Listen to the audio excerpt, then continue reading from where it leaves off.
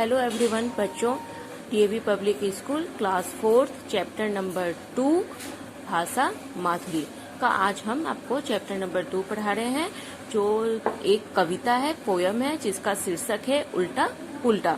तो ये सारे शीर्षक जो पैराग्राफ है, हर पैराग्राफ हर एक फिगर से रिलेटेड है। तो पहला जो पैराग्राफ है वो इस फिगर से रिलेटेड है। तो चलिए ध्यान से आप सुनिएगा और पूरा वीडियो ध्यान से सुनिएगा, क्योंकि हम इसके बाद आपको सभी क्वेश्चंस का आंसर भी आपको देंगे। तो चलिए रीड करते हैं। तो चलते चलते निचली छत से गिरती जब छिपकली छपाक, तुरंत संभल जाती उस क्षण ही उठ चल देती अपने आप।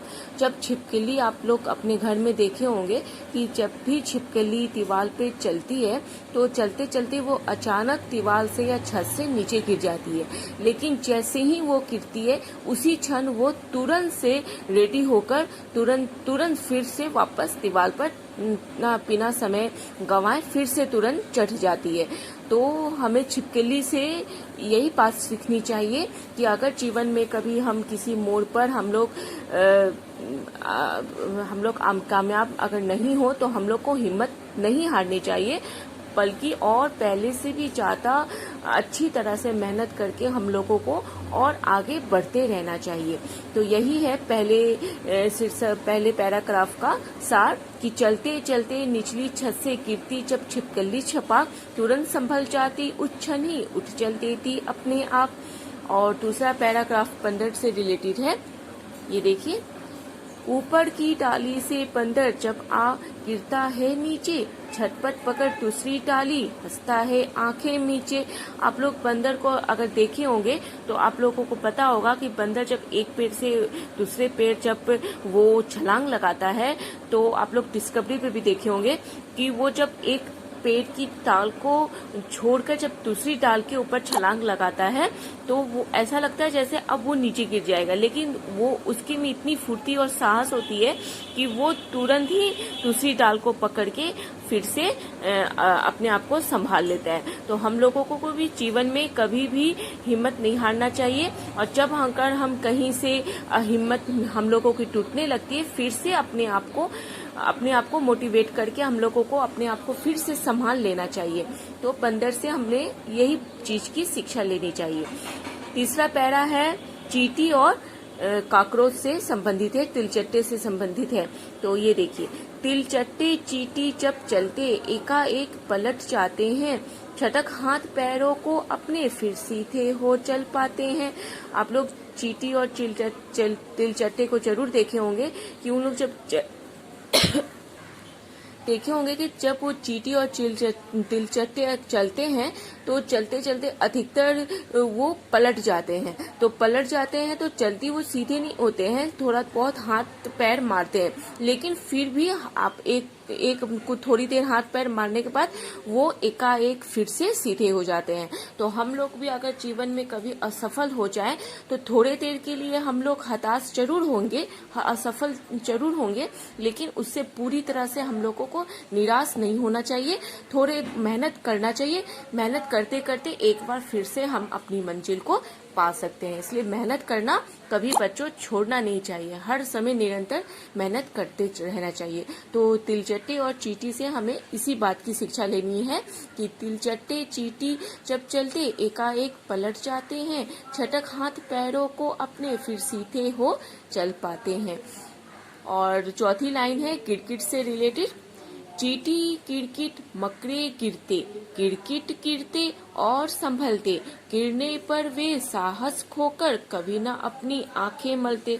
किरकिट, चींटी और मकड़े अधिकतर वो दीवार पे जब चलती हैं तो आप चींटी को देखे होंगे कि वो निरंतर दीवार पे कोई खाने का दाना लेकर चढ़ती है, जो उसकी वजन से भी काफी ज्यादा भारी होती है, फिर भी वो खींचकर उसे ऊपर तक अपने मंजिल तक ले जाती है। लेकिन देखते हो आधी दीवार से वो दाना, उसका चावल का जो होता है, नीचे गिर जाता है, जो भी खाने का दाना है, लेकिन वो हिम्मत नहीं आती है, फिर वो नीचे आती है, फिर उठाती है, फिर चढ़ती है। ऐसे वो कई बार, अनगिनत बार उसके मुंह से खाने का दाना गिरता है, वो अनगिनत बार नीचे आती है, फिर चलती है, फिर लेकिन आखिरकार वो अपनी मंजिल पर पहुंच ही जाती है।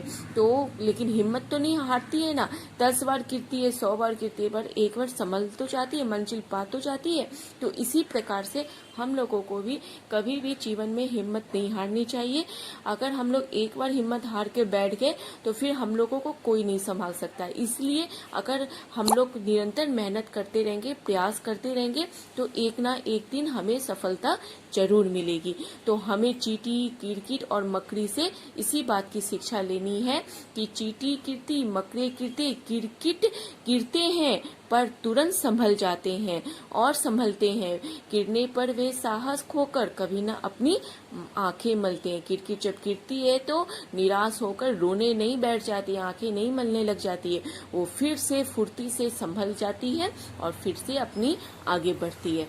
और 5वीं लाइन है, गिरने और पिछड़ने पर जो हिम्मत खोते पछताते हैं, धूल झाड़ जो तुरंत संभलते वे जीवन में सुख पाते हैं।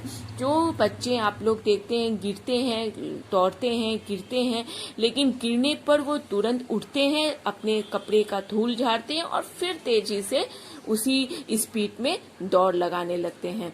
तो वैसे ही बच्चे आगे कुछ करते हैं जीवन में और सफल होते हैं। जो बच्चे गिरने पर मायूस हो जाते हैं, अपने चोट से, खून निकलने से, दर्द से, अपने कपड़े गंदे होने के भय से वो रुक जाते हैं, वो बच्चे सफल नहीं हो पाते हैं। इसीलिए अगर जीवन में हम अगर किसी मोड़ पर गिरते हैं, पिछड़ते हैं, तो हमें हिम्मत नहीं हारनी चाहिए। तुरंत आगे उठना चाहिए, खड़ा होना चाहिए और हमें अपने ऊपर ये सोचना चाहिए कि आखिर हमें कहाँ किस बात की कमी रह गई जो हम दूसरों से पिछड़ गए। उस कमी को हमें दूर करना चाहिए और फिर से पहले से ज्यादा मेहनत होकर, पहले से ज्यादा अच्छी तरह से मेहनत के साथ काम करके, मेहनत करके हमें फिर से आगे बढ़ना चाहिए। तो यही है, गिरने और पिछड़ने पर जो हिम्मत खोते पछताते हैं, धूल झाड़ जो तुरंत संभलते जीवन में वही सुख पाते हैं। जो बच्चे हिम्मत नहीं हारते हैं गिरने से, वही बच्चे आगे बढ़ते हैं, वही जीवन में कुछ पाते हैं। इसलिए बच्चों, हमेशा जीवन में हम लोगों को कभी भी हिम्मत नहीं हारनी चाहिए, हमेशा प्रयास करते रहना चाहिए। तो ये पोयम बहुत अच्छा है। तो इस पोयम को लिखने वाले हैं भगवती प्रसाद द्विवेदी जी।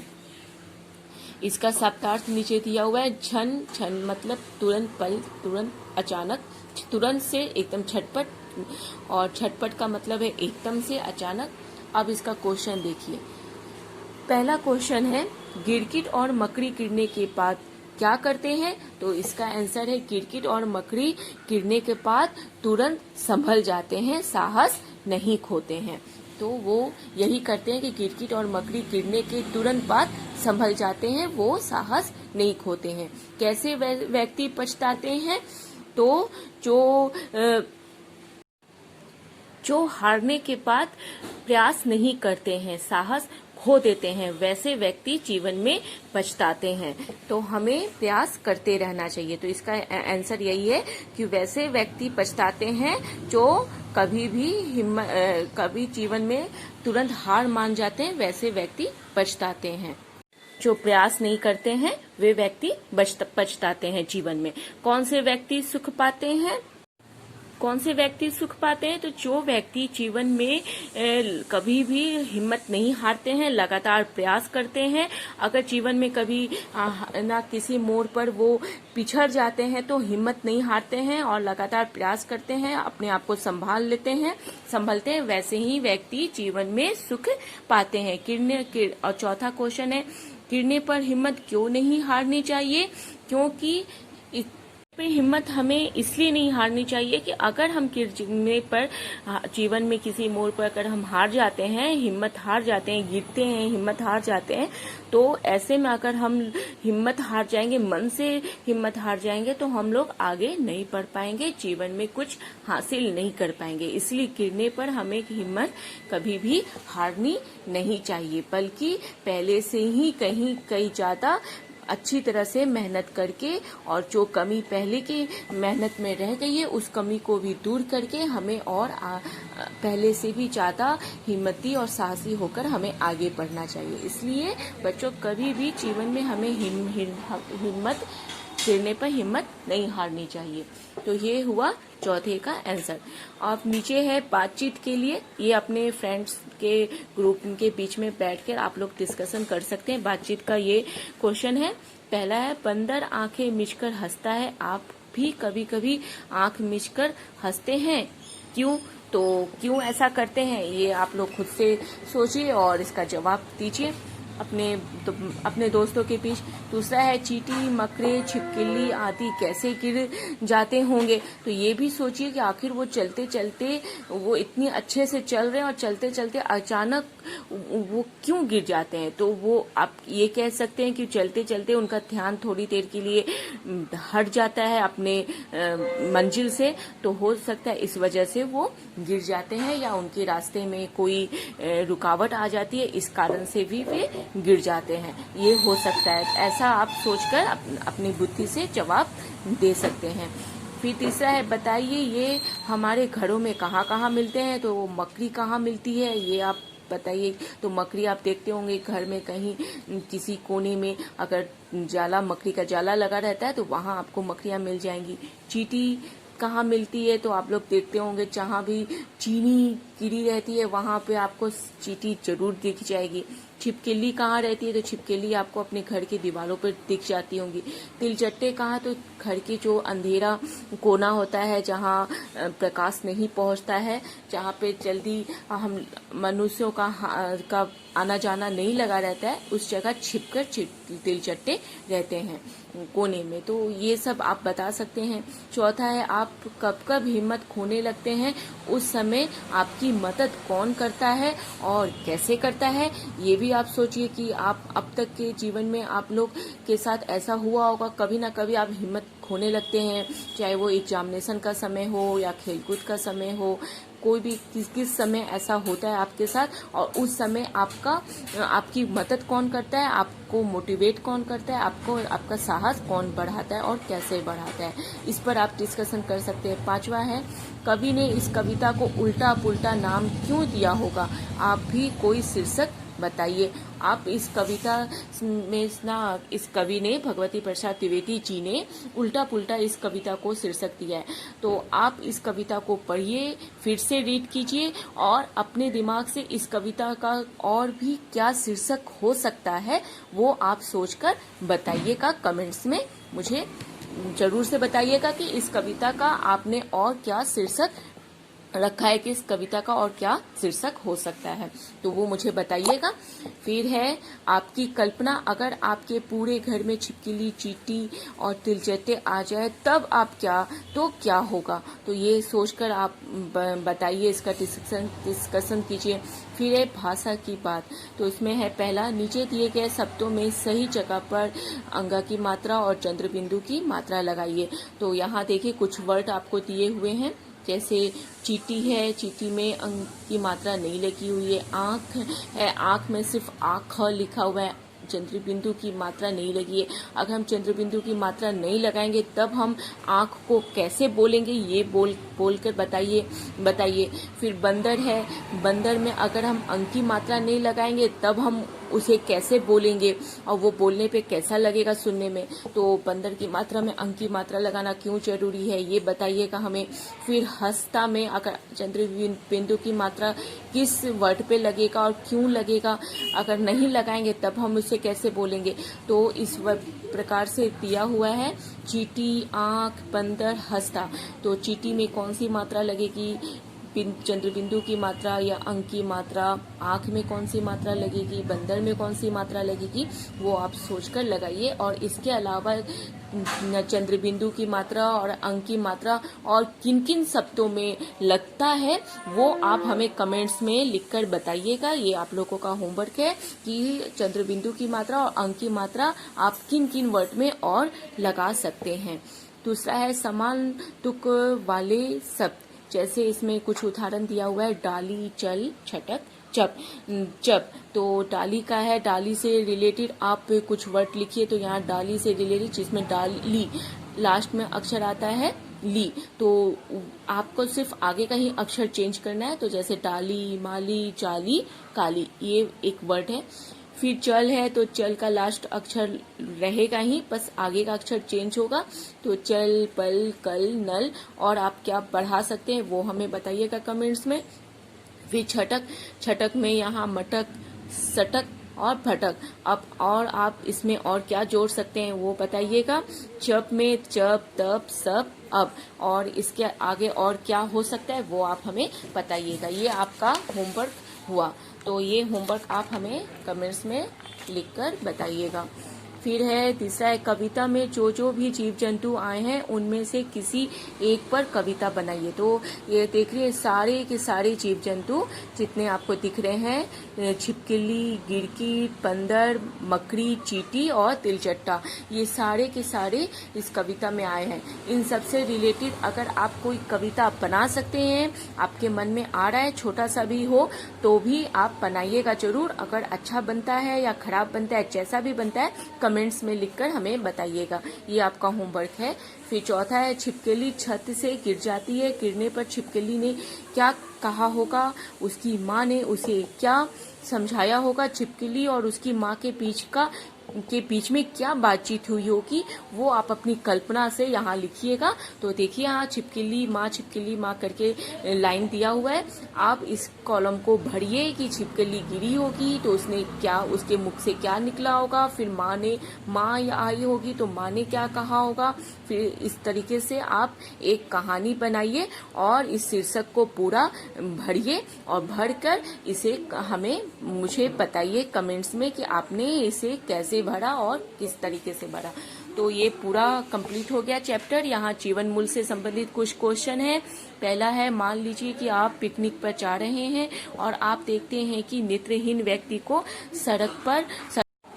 सड़क पार कराने में मुश्किल आ रही है। ऐसी परिस्थिति में आप अगर वहां पे होते तो आप क्या करते, तो वो मुझे बताइएगा कि ऐसी परिस्थिति अगर आप लोगों के सामने आ जाए तब आप क्या करेंगे, वो हमें कमेंट्स में जरूर बताइएगा। दूसरा है, जीवन में आई कठिनाइयों से ना घबराकर बंदर, गिरगिट, चींटी, छिपकली आदि सब आगे बढ़ते हैं, क्योंकि कोशिश करने वालों की कभी भी हार नहीं होती है। और जो कभी कोशिश ही नहीं करेंगे तो वो ना हारेंगे ना जीतेंगे, वो तो पिछड़ ही जाएंगे ना। वो जीवन में उन्हें कभी कुछ भी हासिल नहीं होगा, वो आंखें मलते रह जाएंगे।